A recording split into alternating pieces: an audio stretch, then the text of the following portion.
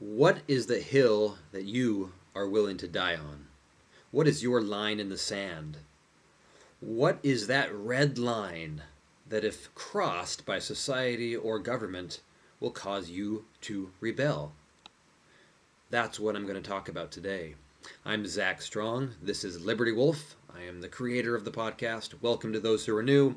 Please consider liking and subscribing. Sharing is even more important. Please do that. And consider following me on Gab, because I won't be here for long probably because of the censorship, which has deleted 3 of my videos recently. So, again, what is your hill that you are willing to die on? There was an article published yesterday on amgreatness.com. I'll post the link below, by Lauren Farrell. And they said this country was founded as a middle finger to tyranny, and it's about time we got back to those roots. Later in the article, it said, there comes a time when one realizes all that is at stake. Then one must decide to put aside the petty issues and focus only on the truly important ones. Our founders knew that freedom of speech and the right to bear arms were the only way to achieve true freedom from tyranny. That will never not be true. For me, these 2 issues, the First and the Second Amendments, are the hills I'm willing to die on. And the article is titled, The Hill to Die On. So amgreatness.com. So again, I ask you, what is your personal red line? What's your line in the sand? Remember when Captain Travis drew a line in the sand at the Alamo? Okay, you have to draw your own line in the sand. And I don't know what that issue is for you. It might be abortion. It might be guns, the right of self-defense.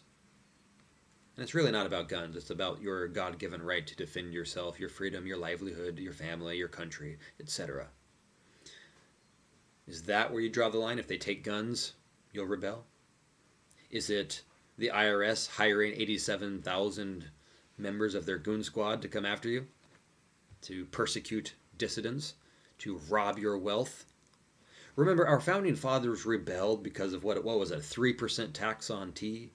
Essentially, that's oversimplified, but they rebelled because of such a small little tax burden and various other things that are very small in comparison to what's happening today.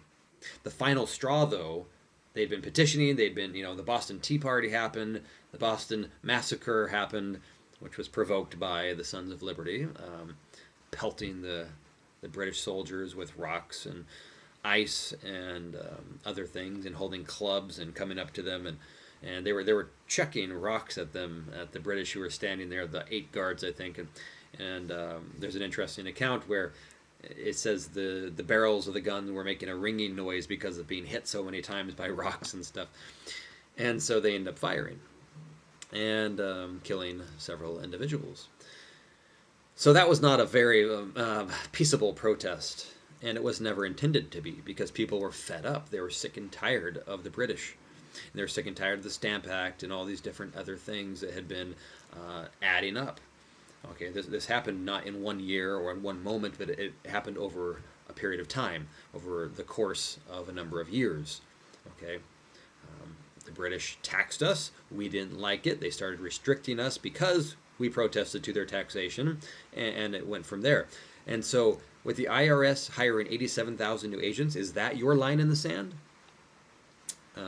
When they start going door to door, kicking down doors with armed IRS agents, by the way, they've already done that, but when they start doing that in mass, is that going to be your line in the sand? When I was on Gab the other day, looking around, when the story broke about the 87,000 tyrants that will be hired by the IRS. By the way, the listing said you have to be willing to use deadly force. Now, that's not exactly new, though my understanding is they've now scrubbed that. But they did, in the most recent listing, they said we needed people willing to use deadly force. So, for the IRS. So they're willing to come to your house with an armed group and shoot you dead if you don't give them your money. That's the level that we're at of tyranny. This is Bolshevik communist tyranny, period. That's what they did. Now, think of the Bolsheviks when they went door to door rounding people up. The Russians, they didn't have guns to fight back with. And so Alexander Solzhenitsyn, right, he wrote the famous Gulag Archipelago, okay, that book, and some other books that are not popular in the West because they say some harsh things about certain groups of people that are protected classes. And so one of the things he said is, "Oh, how we burned in the camps." Later thinking about this, I'm just paraphrasing, but they said, thinking about what it would have been like if we would have fought back when the KGB agents came to the doors. You got that knock in the middle of the night, and people submissively went along with it. They just let themselves be taken away. What would have happened if they would have organized with whatever weapons they had? They didn't have to have the nicest guns. If they would have had clubs or shovels or whatever, and they would have bashed in the brains of some of these KGB agents coming in. And the KGB agents understood suddenly, I might be at risk of losing my life the next time I try to go take this person. He said that the problem would have stopped. That's what he said. Now, you can dispute that perhaps, but it is a fact, just based on human nature, that if you are more likely to die doing an activity, you're going to be less likely to want to do that activity, right? And so if the people would have fought back, Bolshevik tyranny would not have continued. Now, they did fight back originally. You had the Russian Civil War, and that was suppressed with Western aid, unfortunately, and because this was the Illuminati conspiracy that got together, and that's a fact. I've documented that in my books. Offshoots of the Illuminati poured in money, Fabian socialists and then Marxists in the East. They got together. They had it was an invasion of Russia. It was not Russians that rose up in the Russian Revolution. No, it was an international Bolshevik, Jewish mostly, revolution. Even Winston Churchill acknowledged that latter fact. But anyhow, you look at this, it would have never taken root had they not been able to round up millions of people who just let themselves be rounded up and didn't fight back in most cases. And so Solzhenitsyn said, "Oh, how we burned," thinking about this later. Do you want to be in that situation thinking, "Oh, if we had only fought back against this 90,000 strong army of IRS agents coming to your doors, kicking them down, taking you away, or stealing your wealth"? Okay? You don't want to look back and think about that, do you? Or maybe you do, I don't know. Maybe if that's how you want to live your life, go ahead. But for some people, that's a line in the sand. What about CPS coming and stealing your children away? That happens by the thousands every year. I think CPS, Child Protective Services, is a hell-spawned organization. It is just an evil pedophile group, essentially. I mean, just a couple days ago, there was another story of a CPS agent trying to coax a 14-year-old girl to into becoming a prostitute. It's on video. This happens all the time. And she was in foster care. And so foster care is essentially a death warrant for morality and the innocence of children. CPS is just a damnable, evil organization. And so you have all these different things going on. Again, what's your line in the sand? What's your hill to die on? Do you have one? If you don't have one, that's pretty pathetic, and shame on you. Get one. Know where your limits are. Because if you don't have any limits, you're going to continue to be pushed back and back and back and back. Because the people who want full control over your life, they're going to recognize you are a milksop. You are pathetic. You're weak. And they can just push you around. Americans don't get pushed around. Not real Americans. They don't tolerate the type of tyranny that we're seeing today. Our forefathers, they would not have gone along with the things that we have gone along with for generations now. For the last 100+ years, we have just been living under total oppressive tyranny. And it's getting very overt now, and so the average person is starting to wake up and see it. But it's been happening already. Woodrow Wilson, during the First World War, he arrested well over 100,000 Americans because they disagreed with the war. Going back to Lincoln, he arrested about 16,000 Northerners and put them in prison because they didn't support his invasion of the South. I mean, this has been happening for a long time, okay? But it's grown worse in recent times. You have the Mar-a-Lago raid. They don't want to call it a raid, but it was. That's really galvanized a lot of support for Trump. And whether you support him or not, you have to acknowledge this was unconstitutional. It was a blatant violation of the Fourth Amendment, among other things. It was completely wrong. It was political persecution. That's all it was. There was nothing there, just like all of the other hoaxes. And I didn't vote for Trump either time. And in 2024, if he runs, I'm not going to either. But he is the best president in my lifetime, though. Okay? And so we have to be able to defend even our enemies against the oppression that's happening. You have to look out in society and see all of the things that are happening. And you have to be able to decide, am I willing to submit to that? Because it's not about Trump. It's about you. It's about all of us. It's about our society in general. So are you personally willing to go along and submit? Think back to the Summer of Love, as people sarcastically call it, when BLM and Antifa were burning things down and shooting people in the streets, more than 30 people dead, burning down buildings and occupying police stations and whatnot. Some of these Antifa tyrants came from, I believe, Washington into northern Idaho. But their coming was known in advance. And so the word spread throughout Coeur d'Alene and some other places in northern Idaho. And they said, we're not going to have this happen here.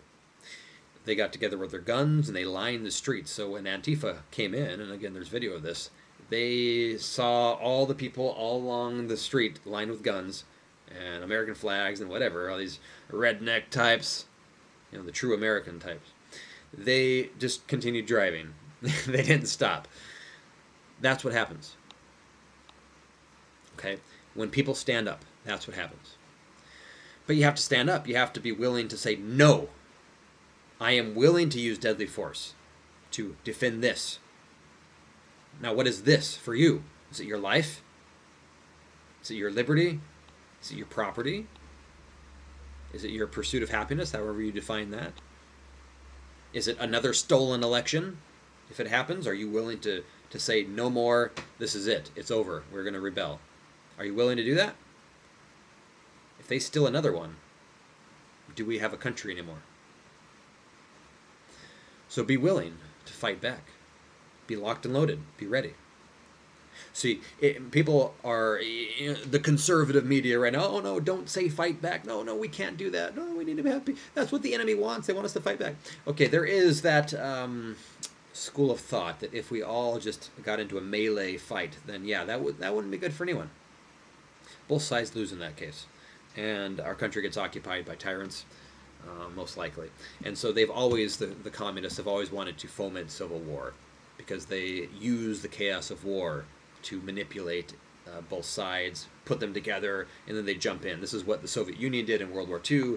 They got the war started, and double-crossed Germany said, oh yeah, we'll sign the neutrality pact with you. That's why Germany signed it, the Molotov-Ribbentrop Pact, because they thought this would avoid war.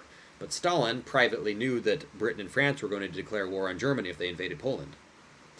And so he said, oh yeah, we'll sign this pact with you.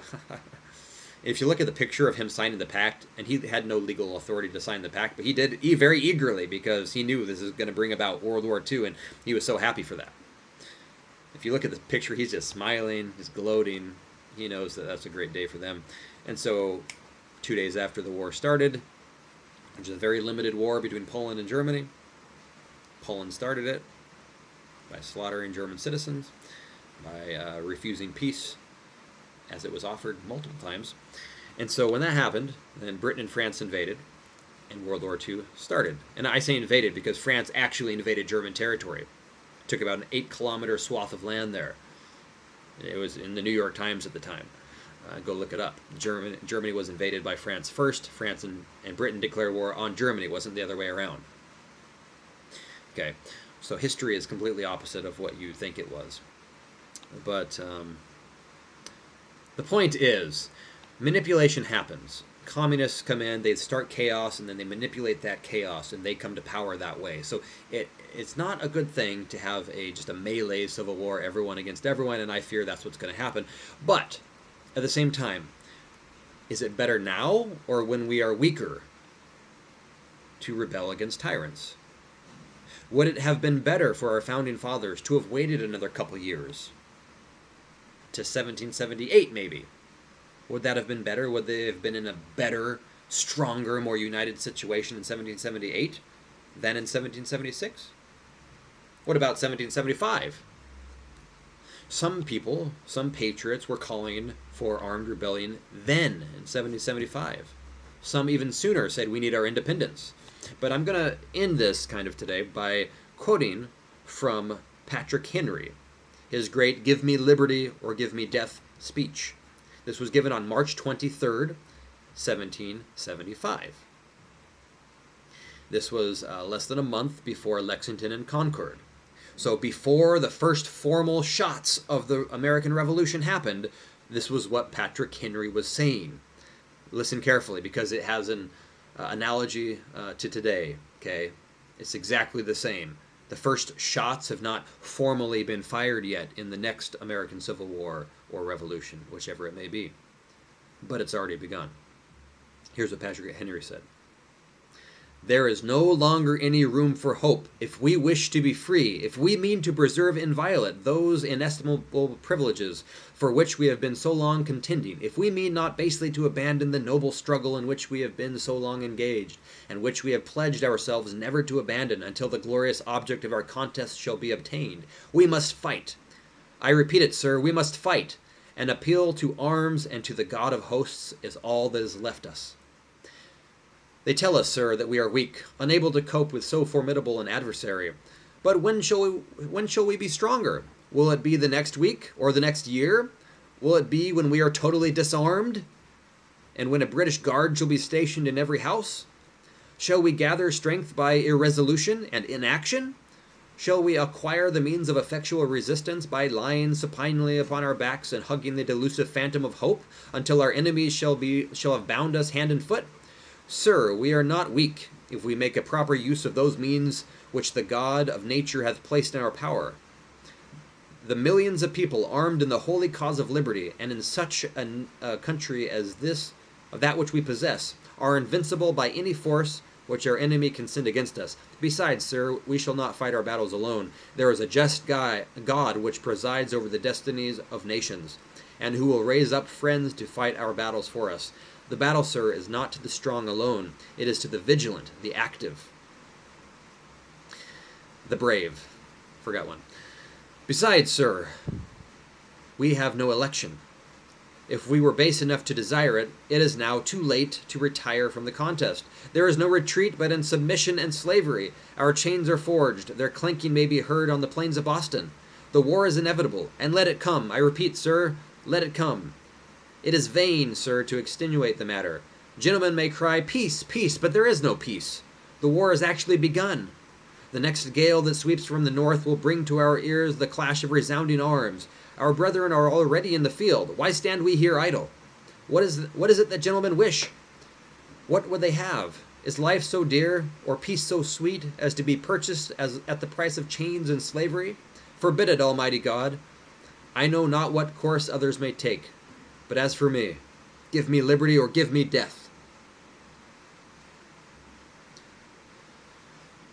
Patrick Henry, a month before Lexington and Concord, said, give me liberty or give me death, because the war has already begun, and we will be slaves if we don't fight now.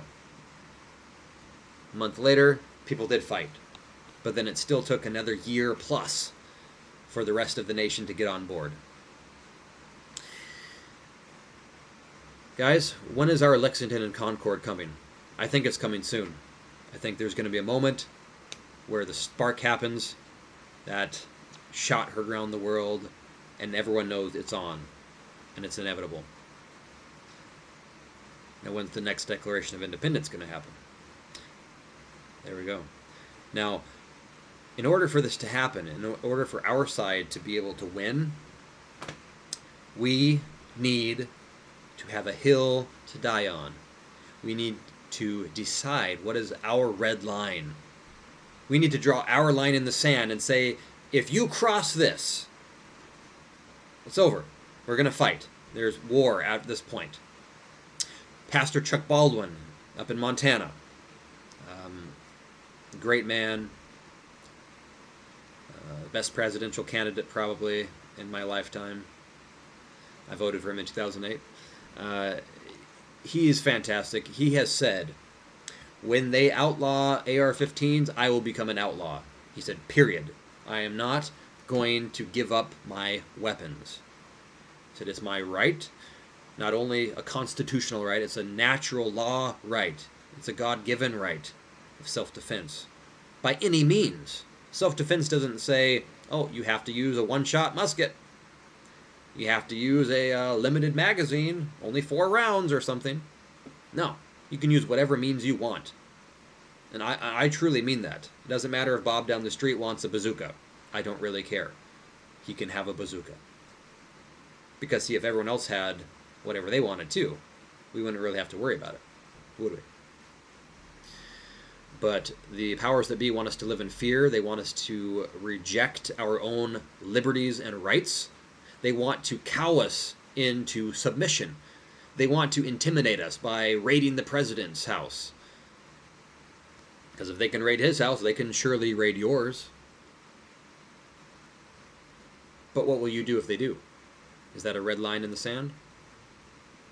What about the red flag gun laws? If they try to invoke one of those and come to your house to steal your guns and make you a slave, what will you do?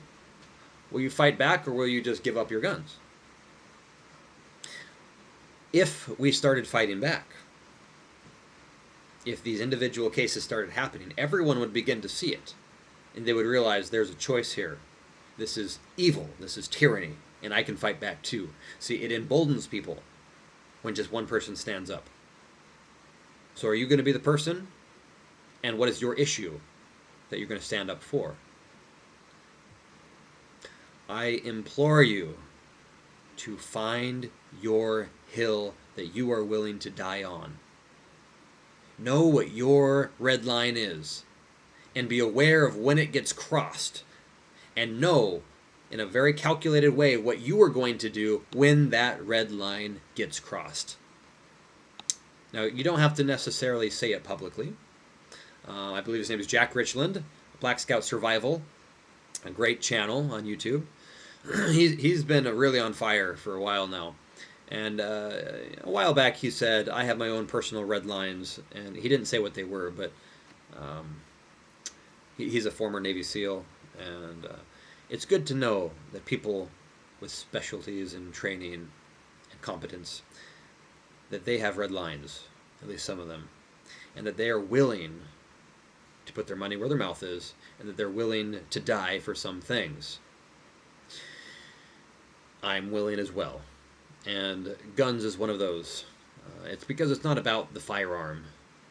It's about the intention of the people who are trying to steal those firearms. Why would they want to disarm you? Unless they're willing to do something that you're willing to shoot them for. There was a statement made on Gab.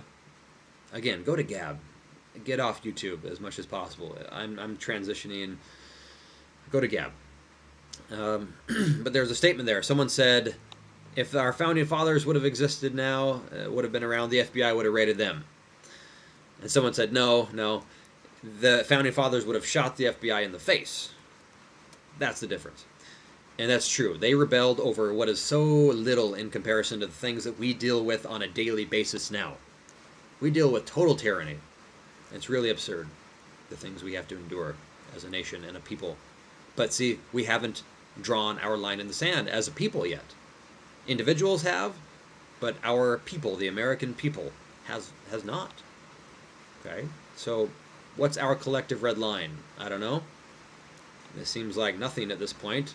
They can steal elections, murder babies for generations, and do any horrible, horrific thing. Create and balloon the government to a massive size.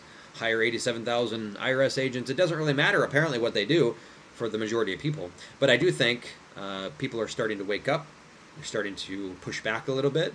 During the scamdemic, you had some people pushing back on their stores and businesses and churches being closed, saying, no, this is wrong. You're starting to have people speak out who didn't speak out in the past. So that's wonderful. Hip, hip, hooray. But right now we're about March 23rd, 1775. Lexington and Concord is right around the corner. And the Declaration of Independence is coming up soon after that. So we're at that level, guys. So know what your line in the sand is. You don't have to tell anyone, but you need to know. So figure out what it is. Figure out what you're willing to die for. That's all I have to say. Sic semper tyrannis. Long live liberty.